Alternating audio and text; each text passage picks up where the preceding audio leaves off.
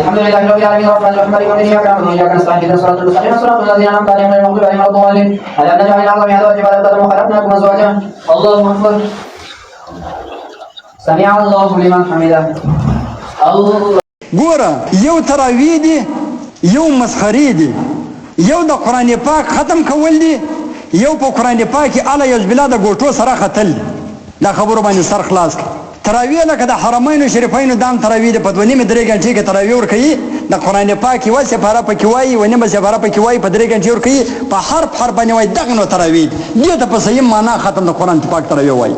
دغه رقم تراویح کوي، پر دې باندې ثواب بیخي ډېر دی، بلکې سنت طریقه د رسول الله فرمایي چې یو واره ختم د قرآن پاک په دې روژه کې کوي.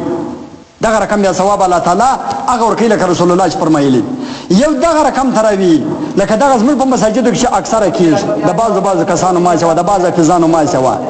دا نو قسم به خدای چې پر دغه حافظانو باندې هم د خدای لعنت دی، او هغه کسان چې پسې ولاړ دي پر هغو باندې هم د خدای لعنت، ځکه په تراویح مسخرې دي. او ډېر بیا دغه رقم دی چې په 3 ورځو کې د دې حفظ تراویح ورکوي، په 7 ورځو کې ورکوي. ظالمه څه رقم یې په 3 ورځو کې ورکوي، څه رقم یې په 7 ورځو کې ورکوي. لس سپارې ته په دې تراویح کې وایي، څه رقم یې کې وایي.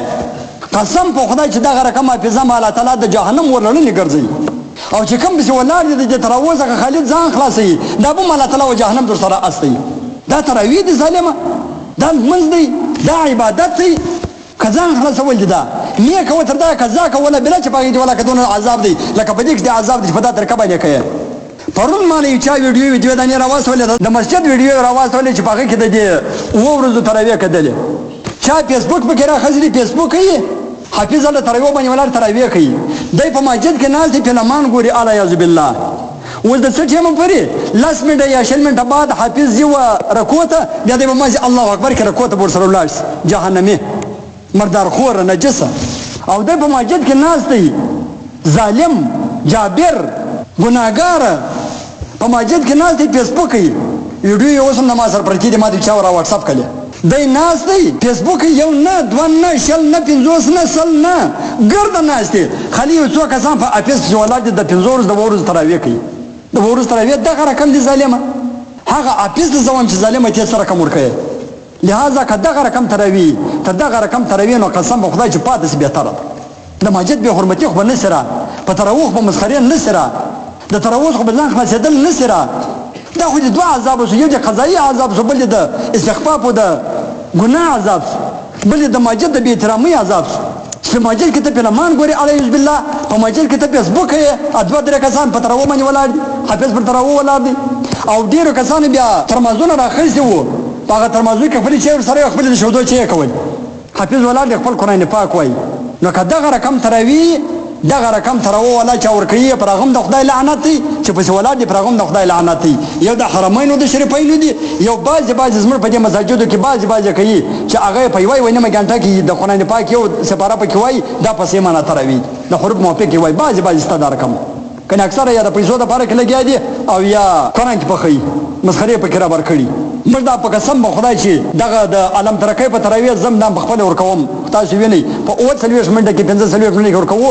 هم قسم په خدای چې 2 رکعته نفل الله تعالی ورته وکړم، د خدای څخه معافي غواړم، یا الله چې څنګه ستا لمونځ و، څنګه چې ستا عبادت دي، څنګه چې ستا تراویح دي، یا الله هغه رقم نه دي. خدای پاک چې رزق قبول کړي، چې زموږ دپاره په ورځ د قیامت د مخ د ضرب ذریعه مه ګرځئ، ته موږ په مخ باندې مه پولې، یا الله زموږ دپاره د مخ د وهلو ذریعه مه ګرځئ. قسم په خدای چې په خبر سره الله تعالی ته خواست کوم، یا الله ته رزق قبول کړي. د علم ترقۍ په تراویح په 45 منټه کې ورکوو.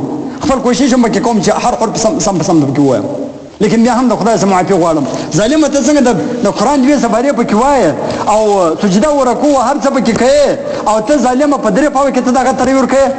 دا تراویح به د رقم حافظ او د رقم خلک د شاته خوا پسې ولاړ دي، د هغو دپاره به د جهنم ذریعه جوړېږي، او د شرمندګۍ ذریعه به جوړېږي په دنیا او په آخرت کې، خصوصا د 3 ورځو د 7 ورځو د 10 ورځو دغه رقم تراویح.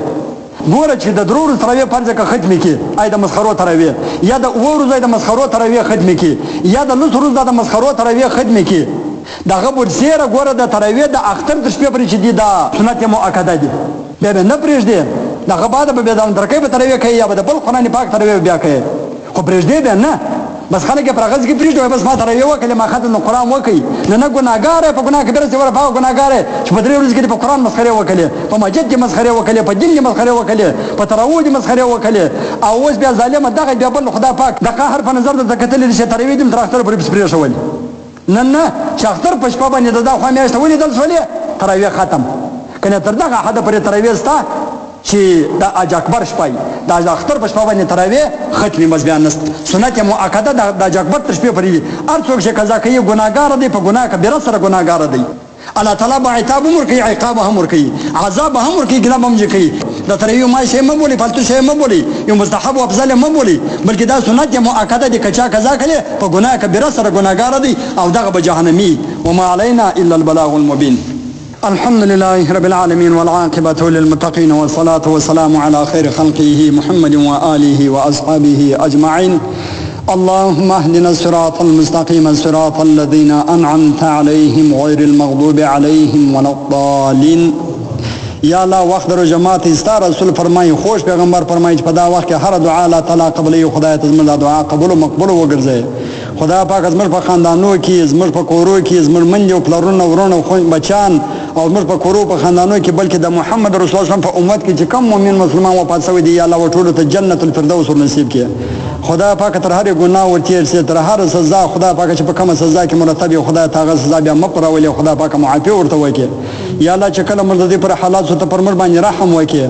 کوم مینا مسلمانان مصیبت زده دي خدای پاک ته مصیبت پر آسان کړي صبر جمیل اجر عظیم نصیب کړي. یا الله چې کوم من مسلمان جوړ دي خدای پاک ته دا غو د خلی نه شفا او دوا وګرځي. خدای پاک چې کوم من مسلمان مسکین دی یا الله ته ماړه کې ستاده غنا سه نصیب کې خدای یو بل ته مصر محتاج کړي. خدای پاک چې کوم من مسلمان نه جوړ یا الله تعالی جوړ کړي. خدای پاک زموږ دنیا او آخرت رسام کړي. یا الله موږ ټول د هر قسم فتنو او فتنګرو خلکو وساتې کپټې کشکارای. خدای پاک زموږ په کورو کې یا زموږ بچانو په اولادو کې چې کم څوک منافقت غواړي بیزتی غواړي تهمت غواړي یا الله تعالی ته هدایت وکړي که هدایت نه خدای پاک تباہ او برباد او ذلیل کړي. خدای پاک هغه و شرمای زموږ په کورو کې بیزتی پیښي او موږ بیزته کوي یا الله هغه بیزته کوي. خدای پاک ته دغه روزمات په برکت سره دنیا او آخرت دواړه ورته باکي. خدای پاک موږ ټول مؤمنان مسلمانانو ته د هر بابت هدایت وکړي. خدای پاک چې کوم ګناه په مشکل ستاسو تیر مشترا معاف کې ماباد کې د توبې تو فکر نه ځکه او یا لازم ورته ته توبه ده. وصلى الله تعالى على خير خلقه محمد وآله وأصحابه أجمعين برحمته.